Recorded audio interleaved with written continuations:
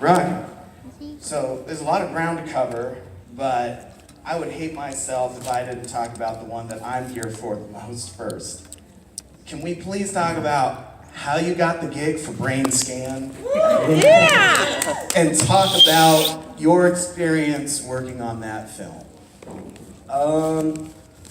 Well, it's been a long time, but Sure, yeah. yeah. You were like, I was a kid, man. All right, yeah. To be perfectly frank, when I saw the title of the script, I was like, "Wow, Brain Scan!" Like, and then I was reading like, "Ooh, Trickster," like But actually,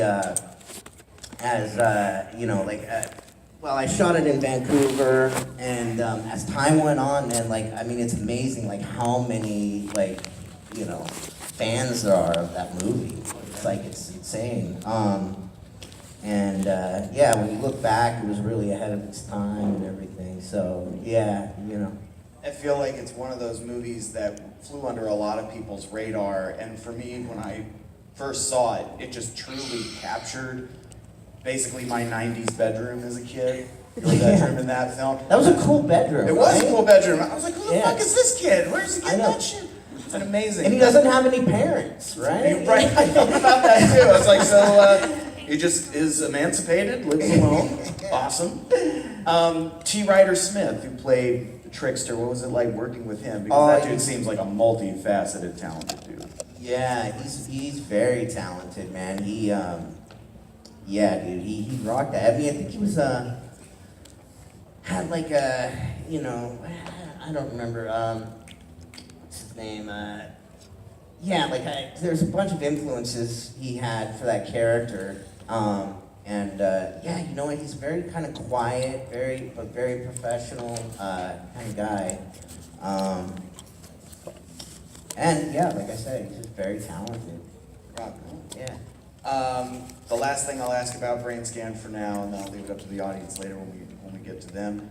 I got to know what it was like personally working with John Flynn and how he was as a director, because I'm a big Rolling Thunder fan, and John is no longer with us, but I never got to meet the man, so I was curious from you how it was working with John Flynn for Brain Scan.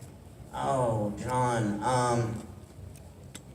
He was one of those directors that made it very, very easy.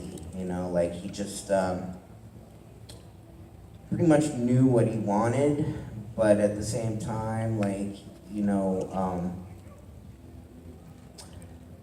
yeah, I mean, it's not like he was kind of very what do you call it, controlling or anything like that. He just was, he was cool, man. He was cool. It's funny. One of my favorite things that I did with John, and back in the day, as a young actor, I kind of freaked out. He's just got your water. Oh, dude, thank you so much. The water hero, ladies and gentlemen. Give it up for our sound guy, Harry Beam. Water boy! Thank you. That's right. Sorry, continue. Yeah, so, I mean, when I look back at old films I do, I'm like, fuck, what have I done, but, so it's pretty much, so I tended to go really extreme with things, and I remember John, when we were shooting the scene where I kind of destroy everything in my room, he's just like, I got to set, and I see all the equipment, it's one of the last days, and he's like, I just want you to go crazy and hit everything, and I was like, fuck yeah, dude, and yeah, I mean, I had so much fun doing that scene. I don't know, and I made it an effort to destroy as much shit as I could. If you go, I'm getting paid to be here, and you want me to break shit? Yeah. Clear the way. Yeah, it's when I look back though, I'm like, fuck, those poor props people, you know what I mean? They're like, oh, thanks, man, we don't have another one of those, but that's cool. But, yeah, no, it was great. Awesome. Well, let's talk about something that we all know is going to come up today regardless. I need to know the story of how you got involved with Terminator 2, man. That was a fucking life-changing movie for you and for so many of us as fans. I will never forget seeing that film for the first time. To this day, my favorite action movie of all time. It's that and The Raid. They're like side by side. But That and what? The Raid. Have you seen that? No, I haven't seen holy that. shit, Raid. That's a whole different kind of action movie. Terminator 2 is like action movie. The Raid is like, okay, I want to see some like Muay Thai and lots of stabbing and it's super violent. Sounds different. good. It's very good. But yeah, man, how did you get involved with that? Because that must have just turned your world upside down. I had sex with the casting director. Fantastic. Hope you enjoyed the Q&A, everybody. I was basically, you know, I mean, it's weird the things we manifest in our life. You know, I always loved movies and loved, you know, just wanted to be in them and be an actor. And somehow, man, I was just randomly at a boys club in Pasadena, and Mally Finn, the casting director for Terminator, she just came up to me and asked me if I wanted to try out for a movie, and she wouldn't tell me what. So I Just a automatically small thought it was thing. kiddie porn. Oh no! But yeah, I just went in, auditioned several times, went up against a crap load of other kids, and then yeah, just landed the role, man. I mean, it was crazy. Went from like, you know, rags to riches pretty fast. How old were you at the time? I was 13. 13. Oh, fuck. Be like, hey, no big deal, guys at school. I'm just like starring with Arnold Schwarzenegger and Robert Patrick, and James Cameron's directing it. You know, It's a trip, dude. Like, you know, as I get older, it becomes more and more of a trip. You know what I mean? The more and more I think about it, because it's like, yeah, it's like winning the lottery, man. Really? It's insane. I mean, most people would think, I would think as a kid that was crazy, or if I, you know, like for that to happen. But yeah, so I'm majorly blessed, man. It's cool. Absolutely. And what you just said, I totally agree with it. It's like winning the lottery, because I think all of us as fans, especially, we go see movies, and there, at least for me when I was a kid, if I saw something, I left the theater with this sense of, I can do that, I can fly, I can fight pirates, I can do whatever. Like, you just get that childhood wonder going through your heart, and it's so amazing. You got to live the wonder at that time where that would have been pumping through me as a kid at 13 years old. So that's a really beautiful thing. I mean, when you're young and it happens, like, you know, I mean, when I was young, it definitely, you're just sort of like in shock, and it's like, you know what I mean? Like, I didn't realize, I guess during that time I was so busy, you never see the commercials for the movie or anything. It's just all happening. So, you know, like, you don't really realize like how big of an impact or anything it's having, you know. But yeah, it was cool. Yeah. I feel like I'm on inside the actor's studio and I'm James Lipton Yes. right now, because I'm gonna just go through. No, it's a pleasure. It's just I'm gonna go through your filmography, so just deal with it. Okay. No, let's talk about. This is just such a great, fun movie, and I had to imagine that it was just a blast working with, because it just breaks through the screen when you watch it. Let's talk about Detroit Rock City. That movie is so fucking rock and roll, it's ridiculous. And I talked about in my last panel how Dazed and Confused by Richard Linklater, it gives you this sense of, oh, these are my friends, I can watch this movie anytime and feel like I get it, I'm part of it, and it never gets old. I feel like Detroit Rock City had that kind of effect on me. Yes. You can fucking do whatever you want, man. Yeah. Alright, yeah, let's see. Dude, yeah, Detroit Rock City, for me, man, was, that was a blast. Like, yeah, I saw movies like Dazed and Confused and all that. I always wanted to do, like, a 70s stoner movie, like, dude, I mean, working with fucking Kiss, man, it was awesome. It was awesome. I remember actually getting home with my friend Tim, and, I mean, this shows how old I am. I was playing, like, you know, my messages on the answering machine, and I was kind of walking around the house, and my friend Tim comes in, and he's like, dude, Gene Simmons just called your phone, bro, and he just left a message. And I'm like, no way. He's like, dude. And he like literally played it, and it's like, hey, this is Gene Simmons. And I was just like, holy shit. And it's like, he's like, I want to invite you to my birthday party. Yeah, dude, What a like, fucking trip that is. insane. It's insane. And yeah, that was a no-brainer for me. You know, we got to fly on the Kiss jet.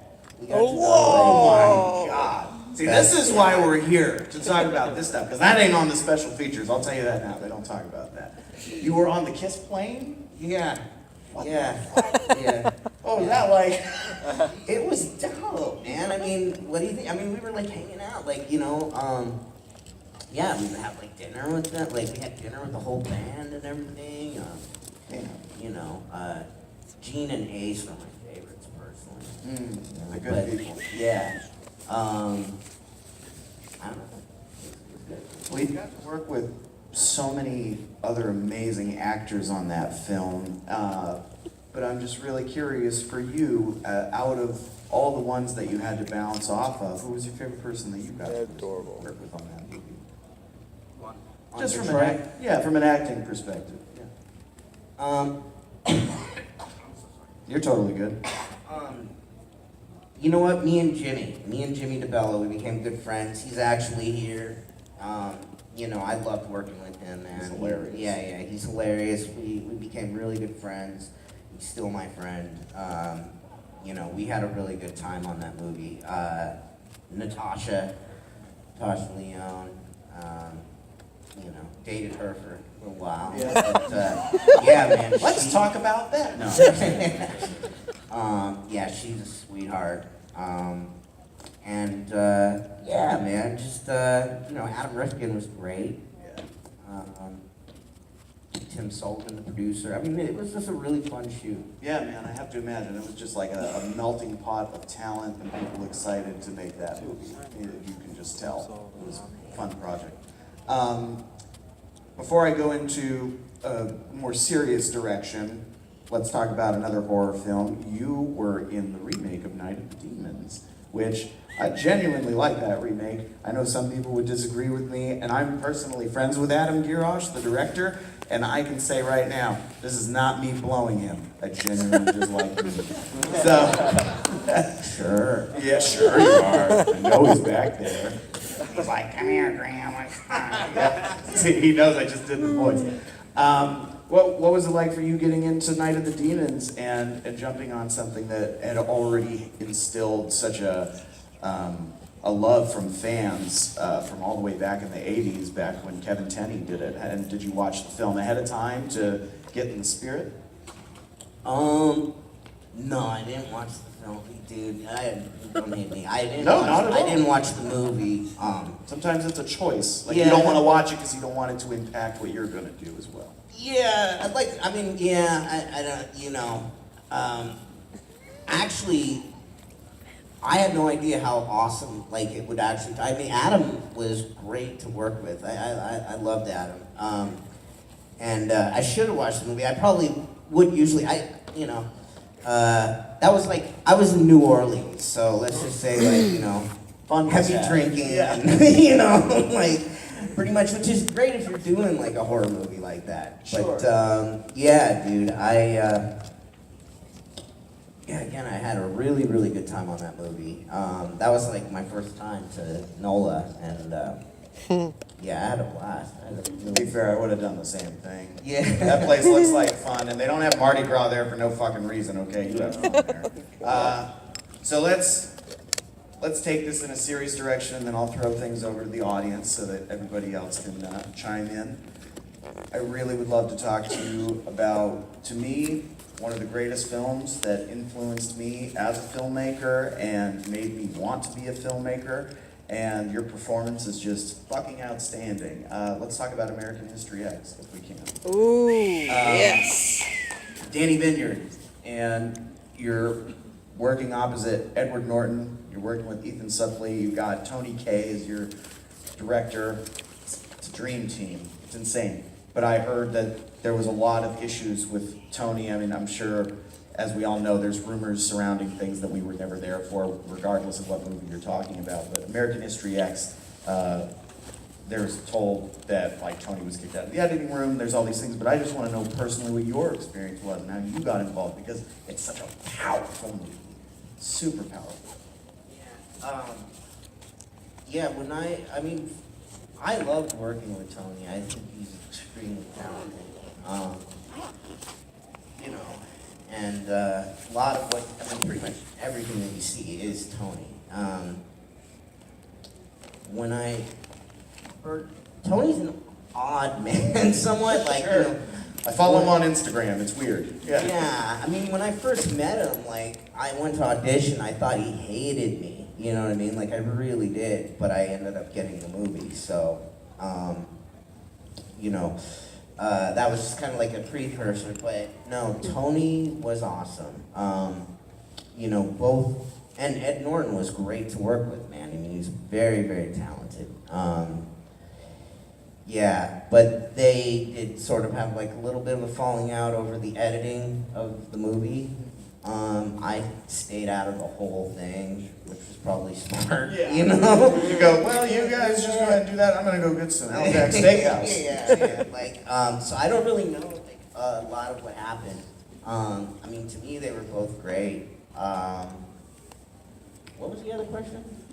Well, now I'm blanking, but I can say that by just saying, like, how do you feel having seen it from go? Or I did. Oh, that's what I asked. I said, how did you get involved with that? And you said you thought Tony hated you, but after you get the role and you go through making this film, obviously you put a lot of work into it as an actor to deliver something really powerful. And I keep using the word powerful because that movie on every level is powerful. If you haven't seen it, please do. That thing touches on such deep levels of the human condition. It is an unbelievable trip into who we are as people and as a race, and just, I don't know, it's one of my favorite films ever made.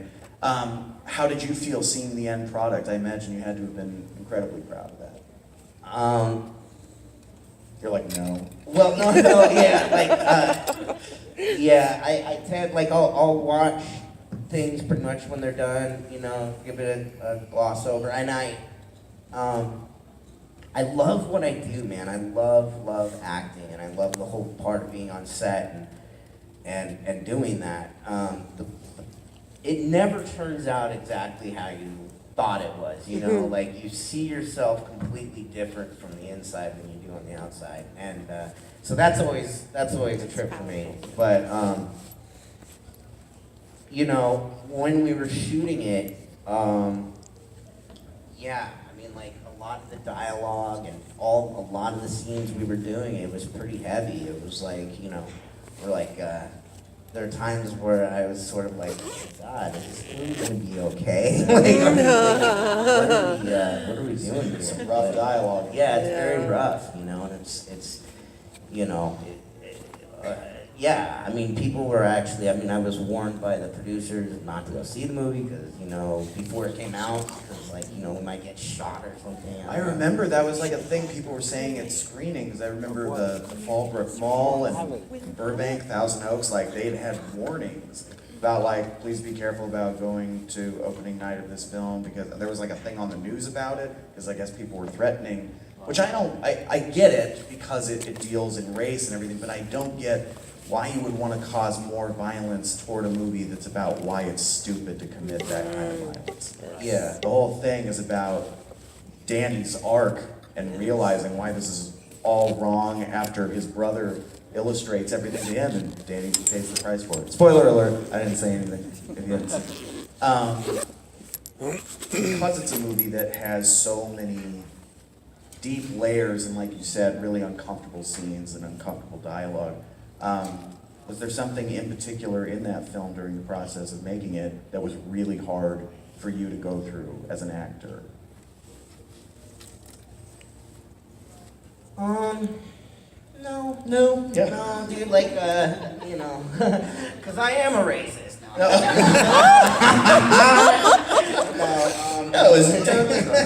I totally agree with everything. oh my God. Well, I was going to say don't quote. Welcome to Days of the Dead, everybody. Where there are no fucks given and we will make jokes. Jokes. Go ahead. Jokes.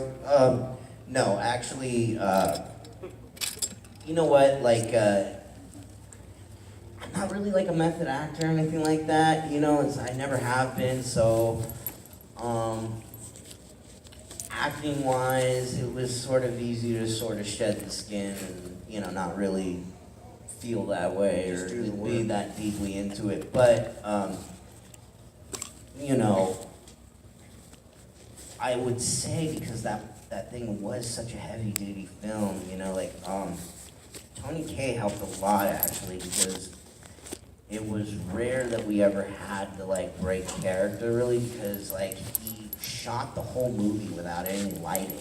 Like literally, he shot the whole movie without any light. Just all natural light. All natural light, just carrying his camera around on his shoulder and just to take after take. I mean he broke like a record for how much film he shot on that. Yeah. Yeah, I mean, it was cool. It was cool to just kind of keep going. I mean, if I had that kind of plethora of actors on my set, including fucking Elliot Gould, for God's sake. Yeah, you know, Elliot Gould. I'd be like, just rope as much film as we possibly can. We'll put it together. I know that, let me check how we're doing on time. We're good. We're doing real good. The last thing I want to ask about American History X before I move on to the audience is, how was it working with Tony as a director? Like, give me something about a direction that he gave you or the way that you viewed him as a filmmaker amongst all the other ones that you've worked with over time. Because he is a different voice, for sure. Yeah, like I said, he's extremely talented. He is one of those directors which I really like. I think he cast it knowing pretty much that he kind of casted it right, if you know what I mean. He rarely gave us direction, you know, in terms of acting. He pretty much, he tended to let the cameras roll a little longer and kind of see what happens. He was really into improvisation.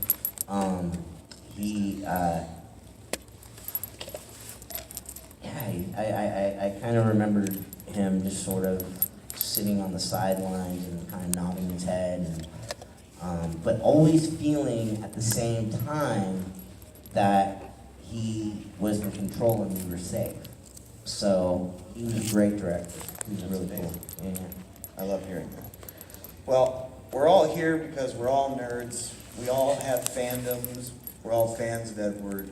So I imagine that we all might have questions. Maybe not all of us, but if someone does, please raise your hand. Yes, sir, you in the back. Yes, sir.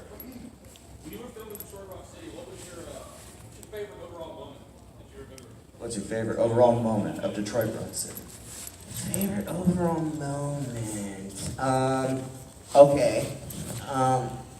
So Zelda 64 had just come out. Oh shit, Ocarina of Time? Ocarina of Time, yeah. Ocarina of Time, yeah. Ocarina of Time came out, and me and Jimmy spent every night after work for hours playing that game. You know, like, we'd show up to the set tired, hungover from playing Ocarina of Time, and I remember we were just hooked on that game, and it's good memories. I love that. What's your favorite memory from Detroit Rock City? When I was done filming, I went and played Ocarina of Time.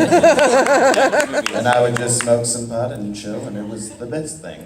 Yeah. I would probably agree with you, because I fucking love that game. I would spend hours playing Ocarina of Time and just go to the fishing level just to hear the music and be like, man, it's so calming, it's so cool. But enough about me and Ocarina of Time. Does anybody else have a question? Yes, you missed. Hi, Pecker is one of my favorite movies. Hell yeah. Yes! Any fond memories of John Waters? Oh my God, I love John Waters, man. He is dope. Yeah, dude, like, you know, before I like worked with him, I hadn't really seen I've seen a couple of his things, and I've slowly become even more and more of a fan of his as time has gone on, like Female Trouble. Yes! Yeah, dude, he, you know what? Like, the thing with it, you would never know it, but like on a John Waters movie, it's a very, like, well, it feels like it's like he uses the same people over and over again. So you kind of feel like you're walking into somebody's family. It's like Yes. There's a lot of camaraderie there. there's a lot of camaraderie. Yeah. Oh, and he had an electric chair at his house, which I thought was Whoa. Fucking A. yeah. I want one. Did it work, or is it just a? It was an old, actual electric chair. Oh, wow. Yeah. He would have that. Yeah, yeah. So, well, welcome, and there's my chair. There's my. Yeah. But he runs a very tight set, dude. Like he knows exactly what he wants.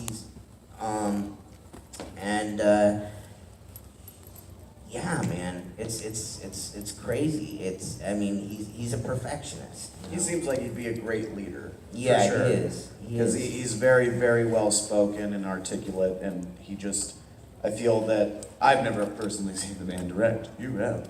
But I imagine that he is very good with his vision and just getting what he wants. Yeah, exactly. It's like it's done quick, and everybody's expected to be sort of on their game, and But I mean, hanging out with him afterwards, smoking a joint, whatever. That sounds like a Coolest guy. Yeah, yeah, I love that. yeah. Does anybody else have a question? You, sir. We'll show some love to a movie film not too far from here, Pet Cemetery 2. Ooh, there you go.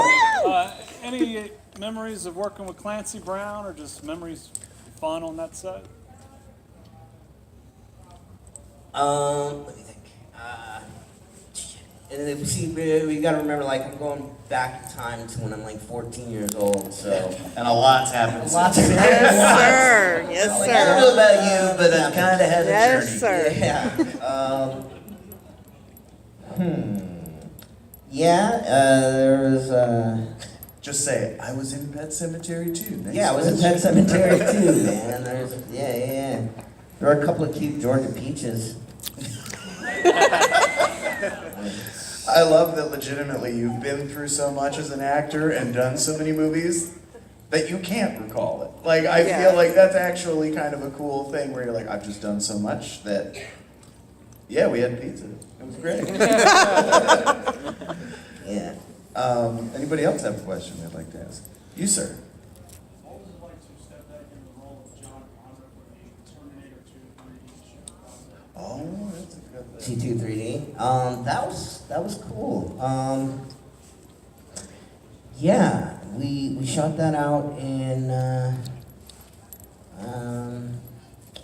think where did we fucking shoot that? Joshua Tree or something like that. They had pizza, I know that. Yeah, it was cool. It was good to be, back on board, like back on the bike with Arnold and of course Jim at the helm and all that, and yeah, man. Yeah. A lot of, like, the thing is, man, it's like, I base a lot of the movies that I do in terms of the memories and the times, like, on the times that we're kind of out, offset. Because usually when you're on set, you're focused and you're doing your thing.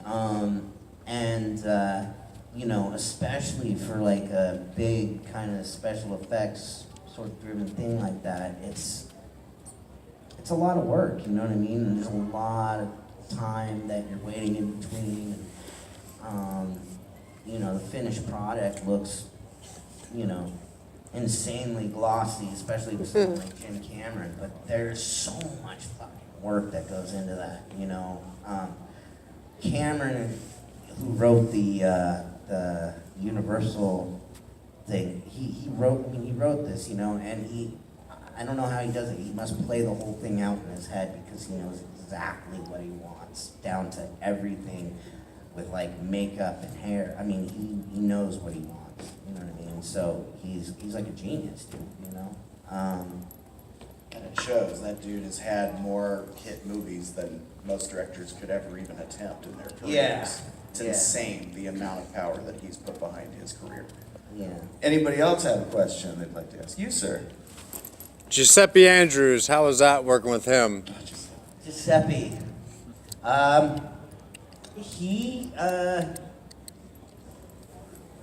He he's cool. Let's see.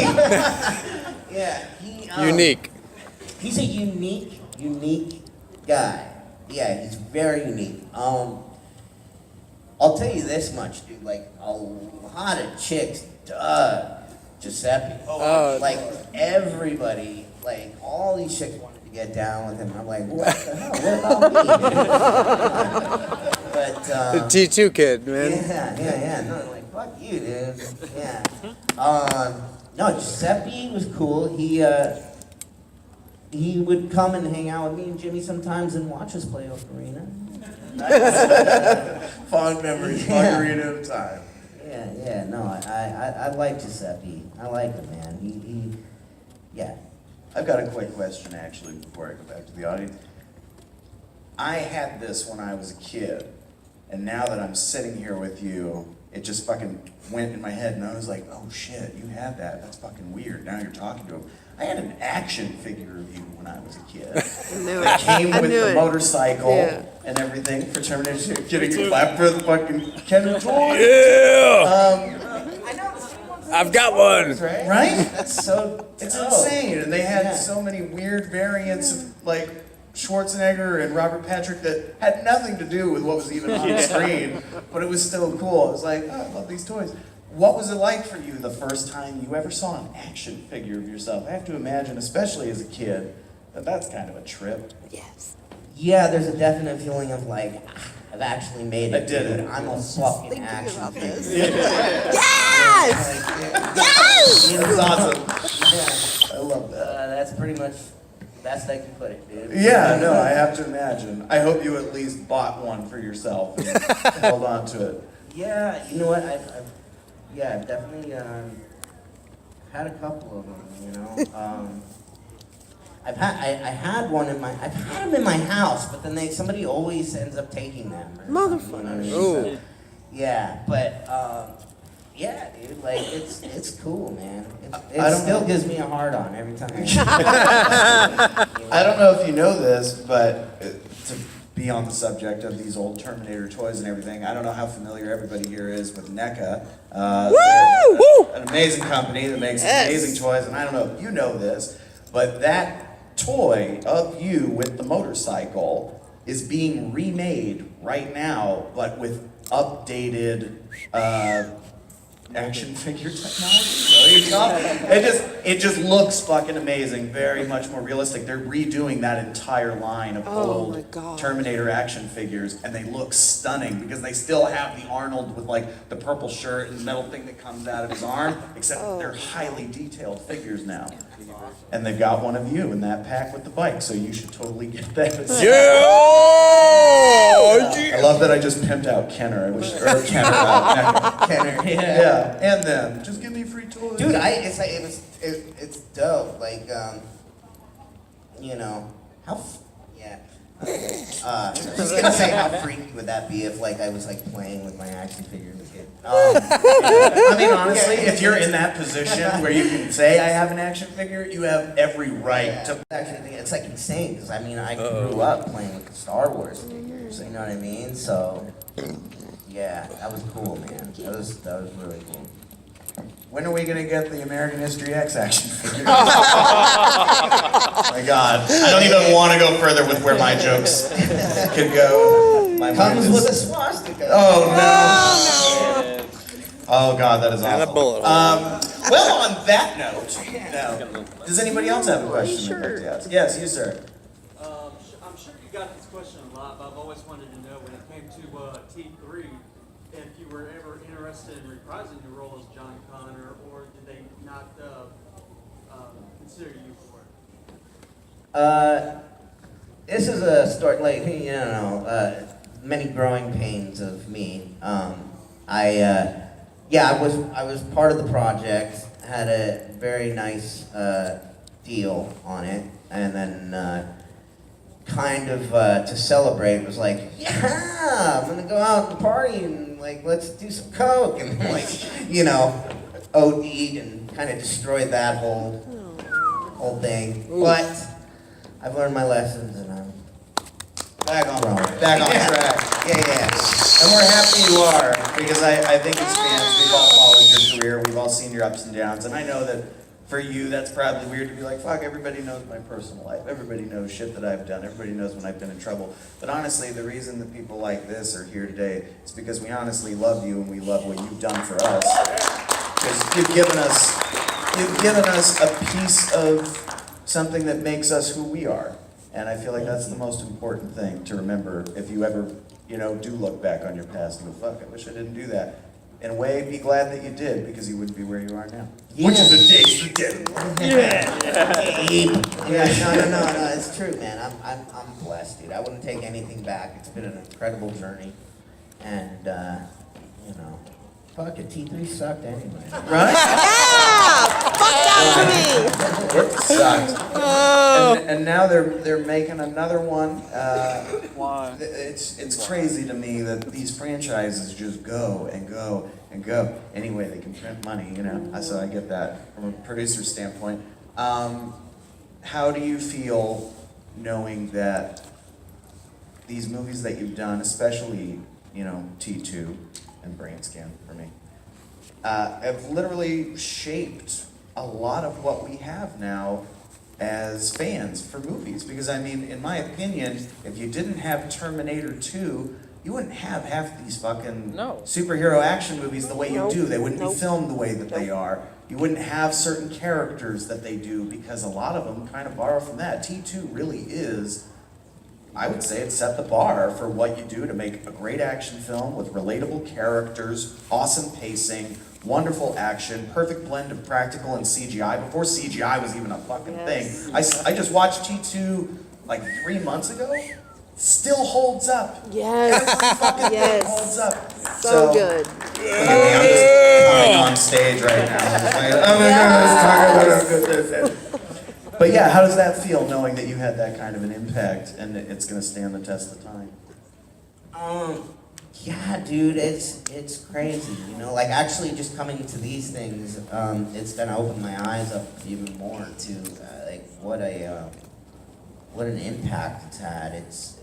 I never really, knew exactly how big of a movie it was. I mean, it's like I said, you're in it and you just sort of going along, especially when you're young, you don't really understand the impact things are having, but people who are, like kids, you know what I mean, are coming up to me and it's, 20 some odd years later and they're geeking out about it, and it's insane, dude. Like it's touching, man. It is. It's cool. It's cool. It's cool to be part of something like that. It's very cool to be part of something like that. Well, I think it's beautiful that you are part of something like that, because I mean, you said, there's no way that you guys knew that it was going to be what it is. Nobody knows, and as a director, I can speak that you never know what you're going to get from script to screen. You never know what you're going to get from screen to screening with your first audience or a different audience. You never know where a movie's going to go. So for you to be a part of these things that have reached out to so many people, I think it is beautiful. So I have to be honest here, man. I'm fucking honored that I got to talk to you today. I really am. Love you, Eddie. Does anybody else have a last question that they'd like to ask? Yes, you, miss. Did you vote for Arnold Schwarzenegger? Did you vote for Arnold Schwarzenegger? Yeah, sure. I didn't vote that year. I didn't, I but was too busy playing Ocarina of Time. yeah, you know what? He ended up not being a bad governor. Not at all. He's a solid dude. He was a very Yeah. solid dude. Yeah. He was. Yeah. Hey, dude, Arnold is extremely smart, man. He's on his shit, So, yeah, pretty much, I guess, felt safe with him being governor. I feel safe with him anywhere. Like, no one's gonna touch me. I'm with the Terminator. Oh, the Terminator touched me. That's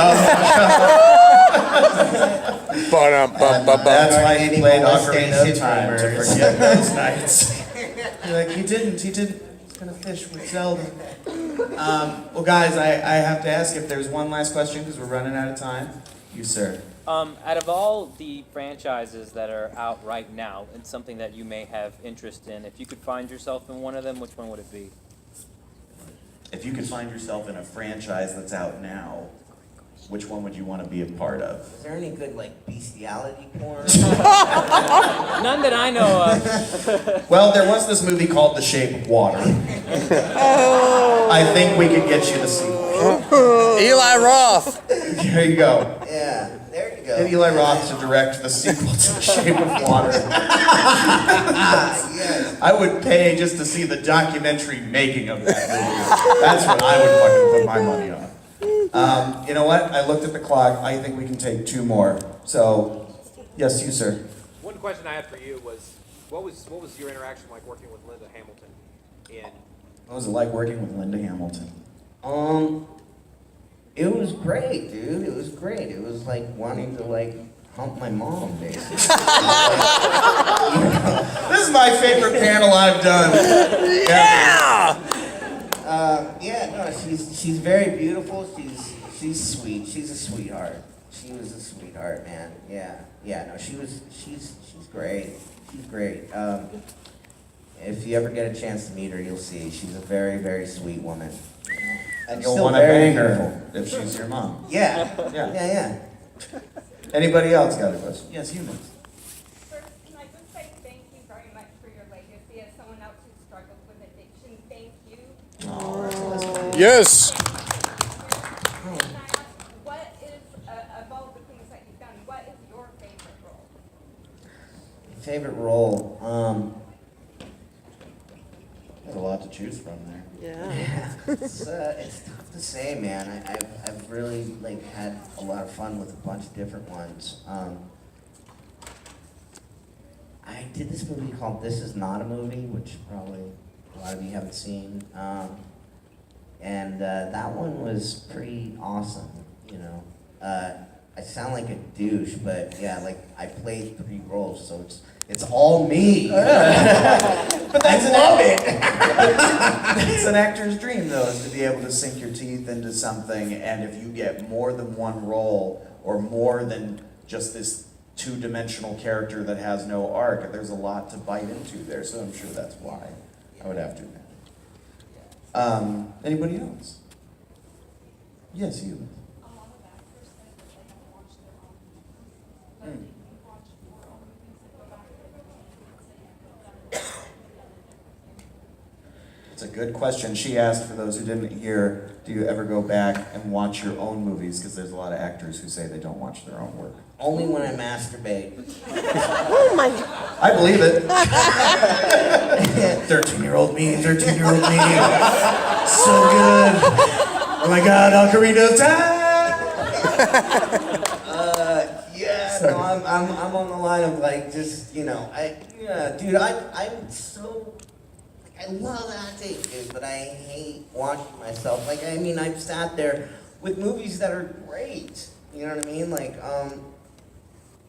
I remember like the first time I was seeing Detroit Rock City, I was literally tearing up because I was like, oh my God, I suck. So bad. Oh, no. I'm not even sucking your cock because you're here. That's fucking so not what I expected you to say. Because you're honestly fucking rad in that movie. I wish I was you in that movie. That's how cool that character is. Oh, that's so sweet. So I'm man. sorry you cried, Edward. You know, it's like when you hear your voice on an answering machine. Are you just I get that. I get that. I get I sound that. like that. I understand. God, dude, like, I thought I was so much cooler than that. But yeah. That's great.